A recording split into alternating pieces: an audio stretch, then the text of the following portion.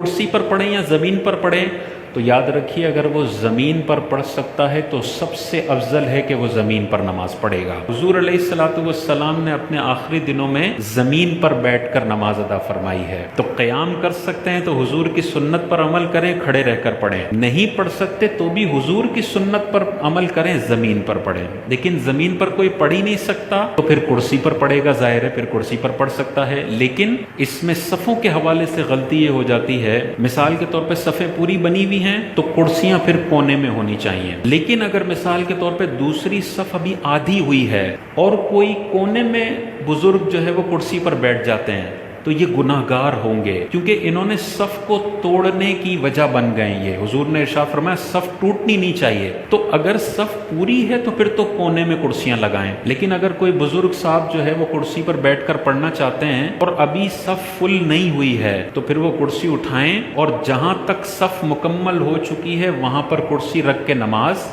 پڑھ لیں، تاکہ صف کو ٹوٹنے کا گناہ اس بندے کو نہ ملے۔ تو فل صف ہیں تو کرسیاں کونے میں ہونی چاہیے تاکہ ڈسپلن کی خلاف ورزی نہ ہو، اور آدھی صف ہے تو پھر نماز شروع کونے میں نہ کریں، وہ کرسی کو درمیان میں لیں۔ اچھا، بعض لوگ کیا کرتے ہیں، کھڑے رہ کر نماز پڑھیں گے، جب سجدے کی باری آئے گی تو کرسی پر بیٹھ جائیں گے۔ یہ بھی مناسب نہیں ہے۔ جب آپ سجدہ نہیں کر سکتے تو اب زیادہ بہتر ہے کہ بیٹھ کر پڑھو، پھر یہ نہیں کہ کھڑے ہیں اور پھر کرسی پر بیٹھ جاتے ہیں۔ اس سے دور سے دیکھنے میں مسجد کا ڈسپلن بھی خراب ہوتا ہے۔ صف سیدھی چل رہی ہے، اس میں ایک بندہ کھڑا ہے جو آگے کی طرف کھڑا ہے، ظاہر ہے جب کرسی آ جائے گی تو بندے کو آگے کھڑا ہونا پڑے گا، صف کی بڑی عجیب و غریب شکل نظر آ رہی ہوتی ہے۔ یہ حضور کو صفوں کا سیدھا ہونا بڑا محبوب تھا، ذرا بھی ٹیڑھا پن ہوتا تھا حضور منع فرماتے تھے۔ تو پھر بیٹھ کر ہی پڑھیں، اشارے سے۔